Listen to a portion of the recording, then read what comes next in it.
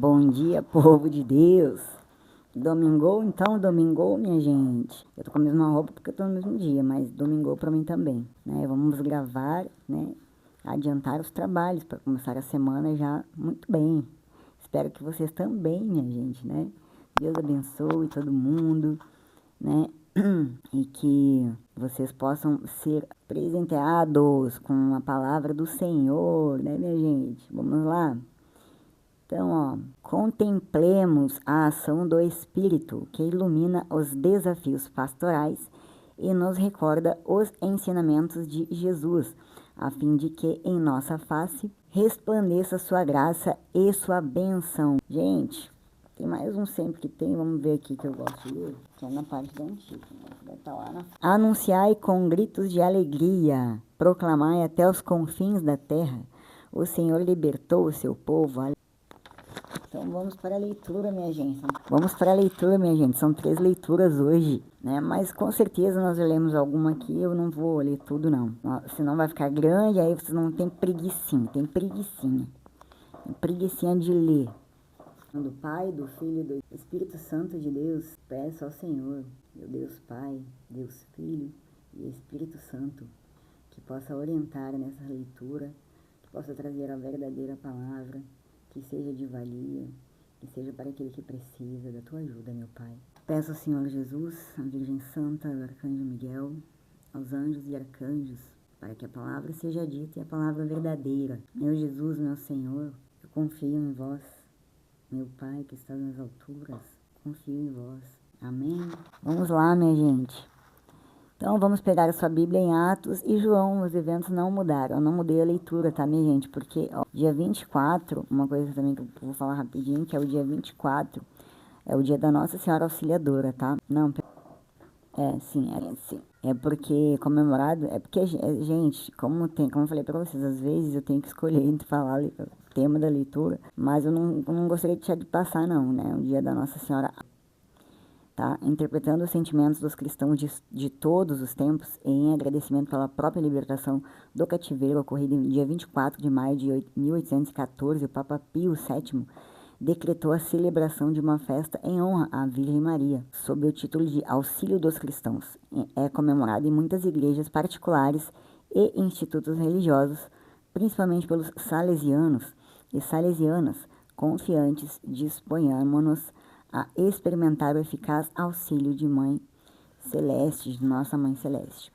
Então, gente, vamos pegar a sua Bíblia lá em Atos dos Apóstolos, capítulo 15, versículo 1 ao 2, depois 22 e 29. Leitura dos Atos dos Apóstolos. Naqueles dias chegaram alguns da Judéia e ensinavam os irmãos de Antioquia, dizendo: Vós não podereis salvar-vos, se não fordes circuncidados, como ordena a lei de Moisés. Isso provocou muita confusão, e houve uma grande discussão de Paulo e Barnabé com eles. Finalmente decidiram que Paulo e Barnabé e alguns outros fossem a Jerusalém para tratar dessa questão com os apóstolos e os anciãos. Então, os apóstolos e os anciãos, de acordo com toda a comunidade de Jerusalém, resolveram escolher alguns da comunidade para mandá-los a Antioquia com Paulo e Barnabé. Escolheram Judas, chamado Barsabás, e Silas, que eram muito respeitados pelos irmãos. Através deles, enviaram a seguinte carta: Nós, os apóstolos e os anciãos, vossos irmãos, saudamos os irmãos vindos do paganismo e que estão em Antioquia e nas regiões da Síria e Cilícia. Ficamos sabendo que alguns dos nossos causaram perturbações com palavras que transtornaram vosso espírito. Eles não foram enviados por nós. Então decidimos, de acordo comum, escolher alguns representantes e mandá-los até vós, junto com nossos queridos irmãos Barnabé e Paulo, homens que arriscaram suas vidas pelo nome de nosso Senhor Jesus Cristo. Por isso, estamos enviando Judas e Silas, que pessoalmente vos transmitirão a mesma mensagem, porque decidimos o Espírito Santo e nós não vos impor nenhum fardo, além dessas coisas indispensáveis: abster-se de carnes sacrificadas aos ídolos, do sangue, das carnes de animais sufocados e das uniões ilegítimas. Vós fareis bem se evitardes estas coisas. Saudações. Palavra do Senhor. Logo para a explicação. Então, lá no versículo 1, assim que regressaram Antioquia, Paulo e Barnabé relataram o que Deus tinha feito na Ásia durante a primeira viagem missionária, em especial a evangelização dos gentios. Desceram certos homens da Judéia e procuraram modificar a abordagem paulina aos não-judeus.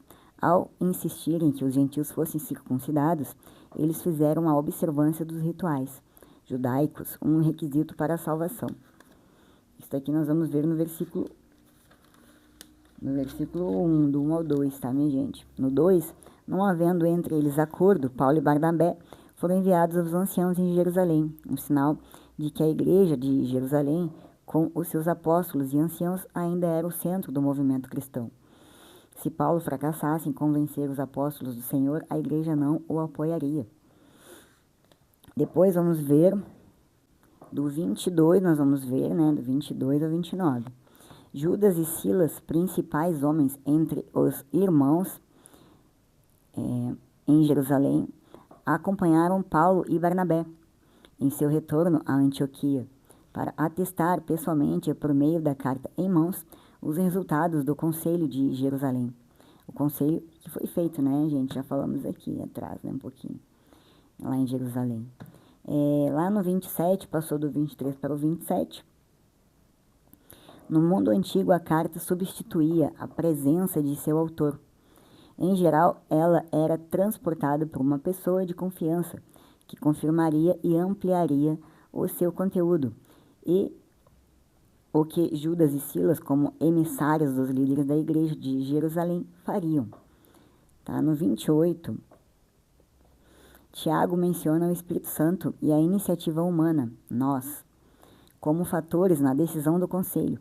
Por todo o Novo Testamento, no Novo Testamento há uma interação entre orientação divina e ações humanas que realizaram o propósito de Deus. Por exemplo, você vai ver isso lá em Filipenses, capítulo 2, versículos 12 e 13. Se você quiser conferir, você pode pausar, ir lá, dar uma conferida e ter mais conhecimento. Tá, gente? Depois, já vai para o 31 e vai passar de onde a gente está estudando. Então, vamos para a explicação. Aqui tá claro, né, minha gente? Nós já falamos dessa leitura também. O amor e a palavra de Deus andam de mãos dadas, né? Jesus parte, mas nos garante a presença do Espírito Santo. Como falamos muito sobre esse tema, né? Jesus foi provar o Pai, mas não deixou o Espírito Santo para nos guiar. E cada um é morada do próprio Deus, né? Assim como Jesus Cristo, nós podemos ver com clareza, né, gente, que essa comunidade dos discípulos de Jesus, né, eles estavam a caminhar pela história, né, gente, e nunca pensaram que iam chegar até, de repente, os frutos chegaram até nós, né, gente. Creio que hoje já habitam com o nosso Senhor Jesus Cristo. E aqui o importante é que tudo que ele está ensinando, que ele ensinou para os discípulos, agora, hoje, é nós que temos a mesma responsabilidade. Não vamos ser mais perseguidos dessa forma aqui, né, sendo mortos de cabeça para baixo, ou crucificados, ou concentrado na sua vida espiritual, você que não participa de reuniões, né, que é diferenciado, né, da maioria do mundo. Então, claro que você só vai ser compreendido dentro de uma comunidade, né, então essa comunidade religiosa é a sua comunidade, então ali você vai ser compreendido, tá? E isso principalmente em Atos nos mostra, né, a comunidade dos discípulos de Jesus a caminhar pela história e a ser confrontada com novos desafios e com novas realidades, tá? E essa realidade atual que estamos hoje, né, minha gente? O evangelho ele foi até os confins da terra e se difundiu. Hoje temos igrejas, né, muito grandes, algumas muito ricas, outras muito pobres, né, sem recursos, mas está por todo lugar, enfrentando as mesmas dificuldades que Paulo relatava nas suas cartas, né, para as igrejas que foram fundadas naquela época. Gente, era uma correria, depois que os judeus não aceitaram, mas depois aceitaram, os gentios, né, eles começaram a se unir numa unidade só. Então, Paulo andava para lá e para cá, né, Paulo, Barnabé, vai contando ali a história da igreja, dos presbíteros, né, como que eles eram unidos e como que eles eram unidos em Cristo, irmãos em Cristo. Isso que é o mais legal de aprender para a nossa realidade atual, não é como essa realidade de antigamente, né? Onde existia um temor, onde existia um respeito e onde existia a lei, onde a lei era obedecida, de fato. Então o temor a Deus era maior que temor a qualquer outra coisa. Existia, eles faziam tudo por Deus, né? E hoje em dia existe muito ego, muito orgulho, né? Essas coisas que atrapalham os planos de Deus, né, minha gente? Então vamos para a próxima leitura. Nós vamos para a leitura de Apocalipse. Não se assuste, que Apocalipse não é para se assustar não, minha gente. Vai pegar a segunda leitura, Apocalipse, que é a segunda leitura da liturgia. Vamos ler. Você vai pegar o capítulo 21, do 10 ao 14, depois do 22 ao 23. Leitura do livro do Apocalipse de São João. Um anjo me levou em espírito a uma montanha, grande e alta. Mostrou-me a cidade santa. Gente, quando Deus quer mostrar as coisas pra gente, Ele sempre nos leva para um lugar mega alto, como eu contei pra vocês aqui no meu testemunho, né? Meu testemunho, eu fui num lugar muito alto, uma colina que eu nunca vi na vida e nunca vou ver. Se existe, eu nunca vi, minha gente. Procurei no Google, não achei nada, tipo aquilo não. Vamos voltar aqui. Mostrou-me a cidade santa, Jerusalém, descendo do céu, de junto de Deus, brilhando com a glória de Deus. Seu brilho era como o de uma pedra preciosíssima, como o brilho de jaspe cristalino.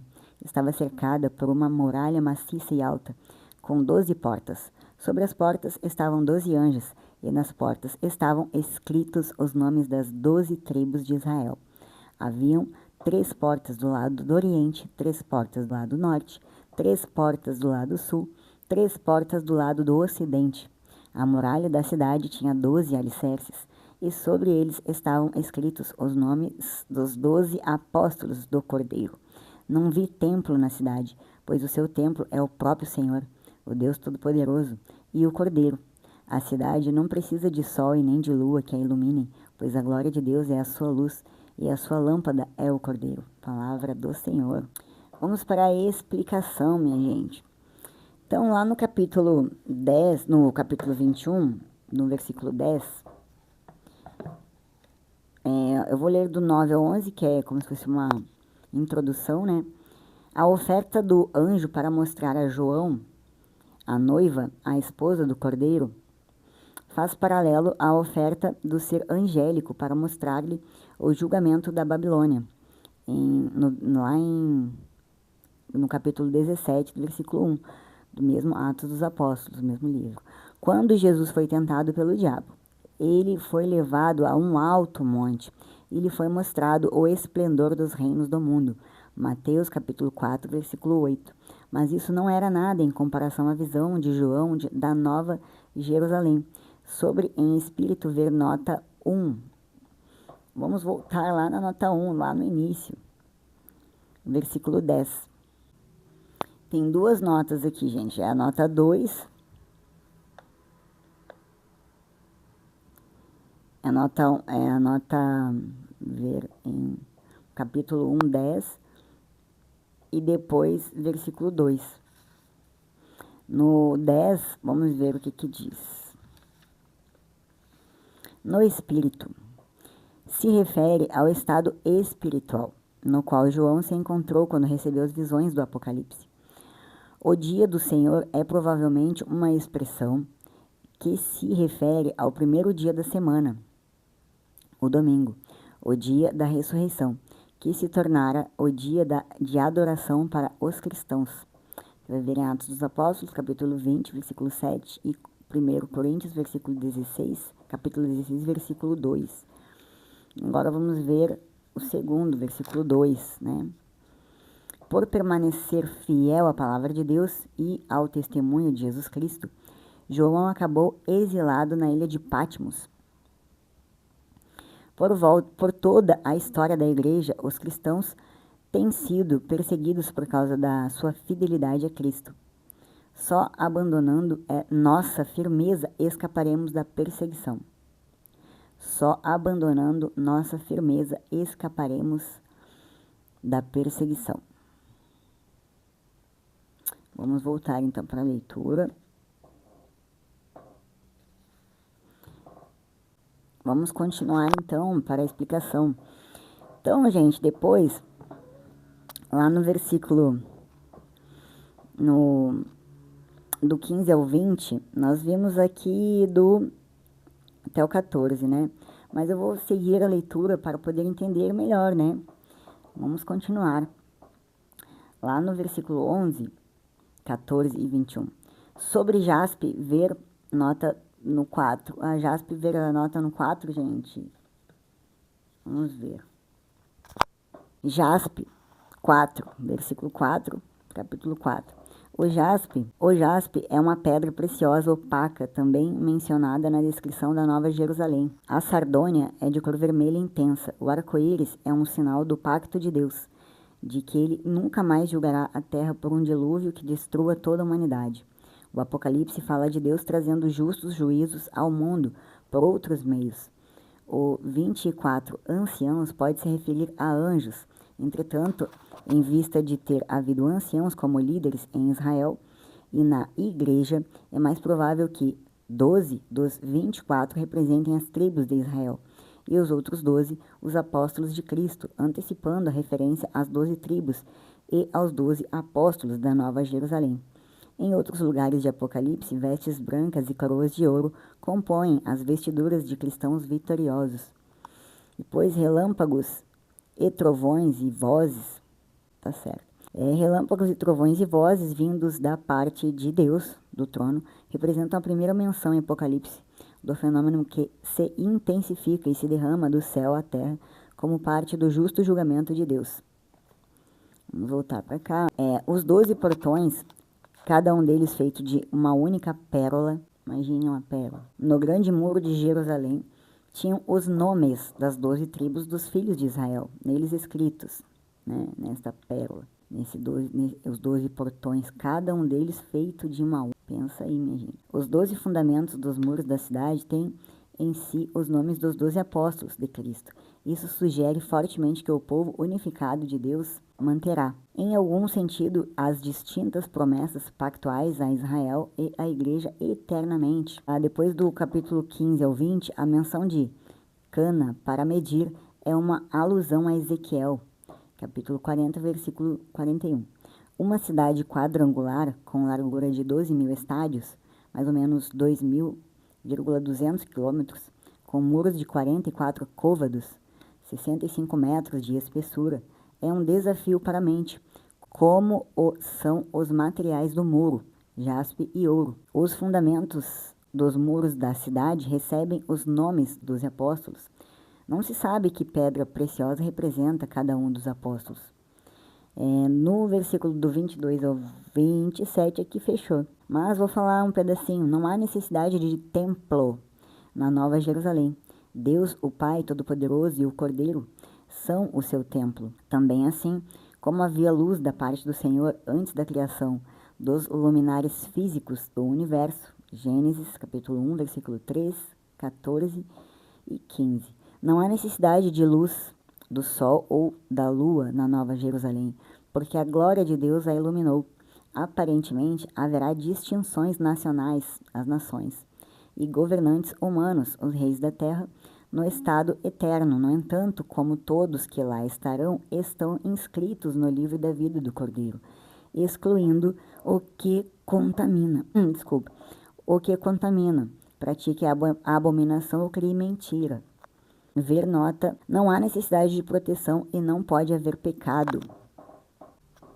Então, nas notas 3, capítulo 3, versículo 4. O pecado é uma questão de extrema gravidade, porque Deus revelou o seu caráter moral em sua santa lei, e o pecado transgride a lei. É uma ofensa pessoal contra Deus. Essa é a nota que vai complementar a leitura, tá, gente? Gente, na segunda leitura, o apóstolo João, né, o vidente de Patmos, teve a visão da Nova Jerusalém, cheia da glória divina, descendo do céu toda iluminada, não precisando da luz do sol e nem da lua, pois basta-lhe a luz da glória divina. Então, gente, a palavra de Deus continua a falar da igreja, da comunidade do ressuscitado, comunidade que peregrina já há 2000 anos na história humana, como um povo tão pobre, tão débil, humanamente falando, mas também tão rico e tão forte pela presença do ressuscitado entre nós. É ainda o Apocalipse que nos apresenta, de um modo muito bonito, a glória de Jerusalém Celeste, esposa do Cordeiro, nossa Mãe Católica. Mostrou-me a cidade santa, Jerusalém, descendo do céu de junto de Deus, brilhando com a glória de Deus. Esta Jerusalém gloriosa é a Igreja. Ela não nasce do povo, não nasce de um projeto humano, ela nasce do coração do Pai, que através do Filho Jesus, doador do Espírito, chamou-nos, reuniu-nos e salvou-nos. E fez de nós um novo povo, uma nova cidade, uma nova aliança, início de uma nova humanidade. Gente, o Evangelho era para todos e sempre foi. A Igreja é a verdadeira Jerusalém, a verdadeira cidade de Deus que desce do céu e que é santificada pelo sangue do Cordeiro. E um dia será totalmente transfigurada na glória de Deus, não na sua própria glória, mas na de Deus, aquela glória que já brilha na face de Cristo ressuscitado. Ela é a herança e a realização plena do antigo povo de Israel. Ela é a plenitude do povo de Israel, é o Israel da nova aliança. Por isso, nas suas portas estavam escritos os nomes das 12 tribos de Israel. Mas a Igreja é a mais que Israel. Ela é aberta a todos os povos, suas portas são abertas a todos os lados. Havia 3 portas do lado do Oriente, 3 do lado do Norte, 3 portas do lado Sul, 3 portas do lado do Ocidente. A Nova Jerusalém é católica, é aberta a todos, aberta em todas as direções, pois nela todos os povos, todas as culturas terão abrigo. Gente, não esqueça que a Igreja Católica existe, gente, desde que Jesus veio ao mundo, gente, e ressuscitou. Ali começou a Igreja, né? Eu creio nisso, porque se você for estudar, como eu já falei, você vai chegar a essa conclusão. A única coisa é que modernizou a coisa e diminuiu a bondade e o amor. Tá? No Evangelho nós vamos ler agora, minha gente, vamos para a leitura, acho que ficou claro aqui, né? Obediência, né, minha gente, obediência. Quem obedecer vai longe. Vamos agora para o Evangelho de domingo. João, capítulo 14, você vai pegar a sua Bíblia, os eventos continuam os mesmos, a mesma coisa, minha gente. Quem me ama realmente guardará minha palavra e meu Pai o amará, e a ele nós viremos.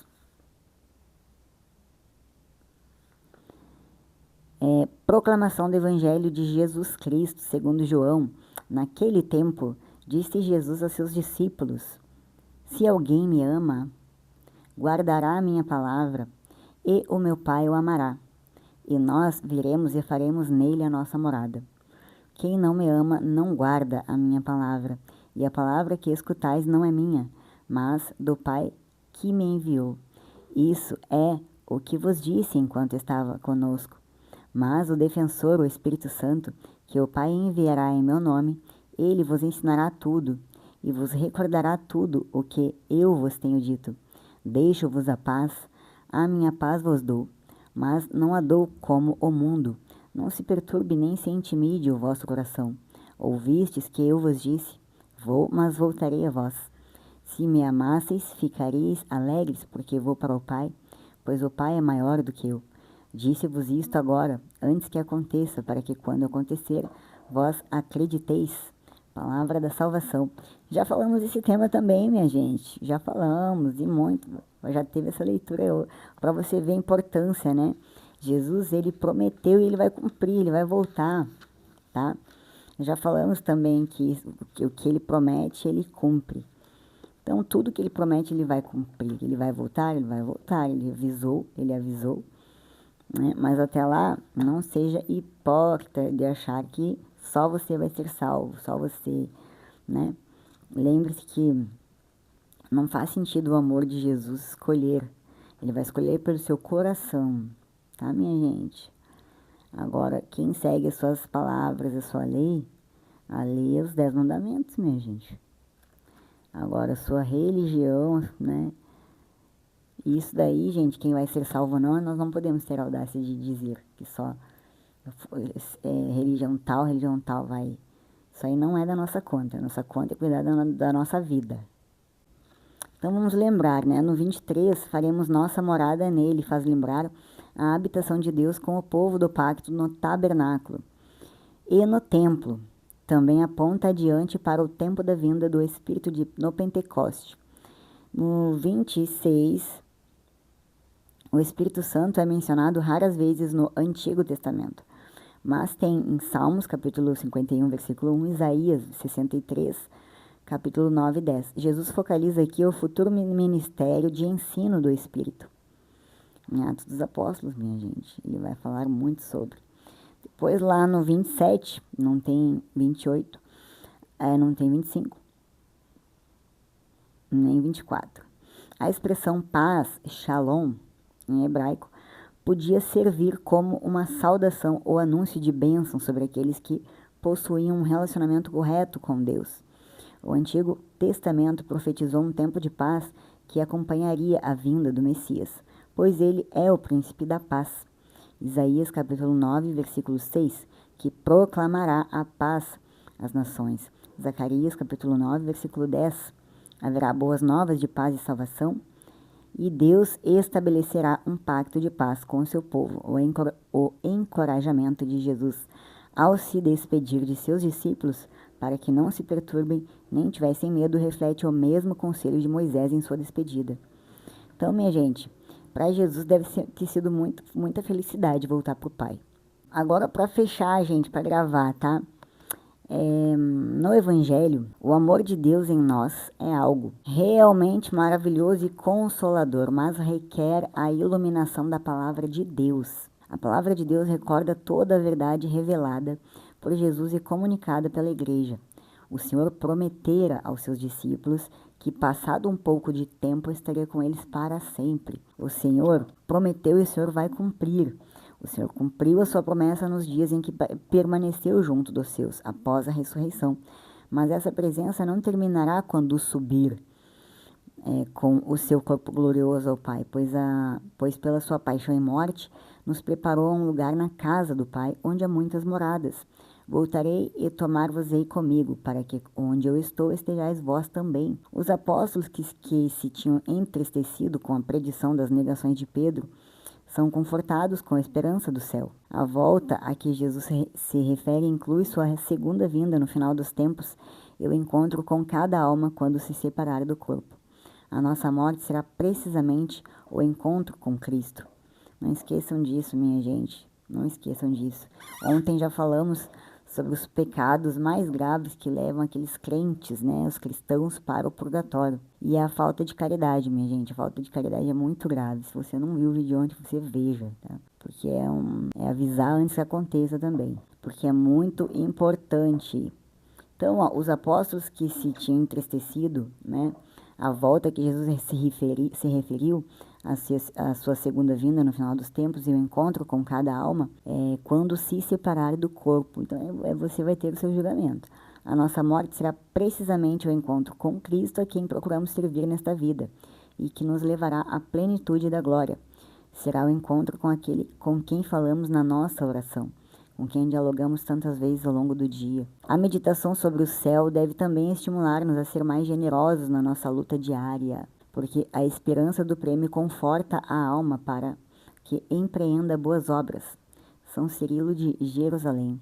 Eu nem quis falar com as minhas palavras hoje, gente. E peguei esse texto que eu achei maravilhoso, tá? Quem quiser ver está na Canção Nova.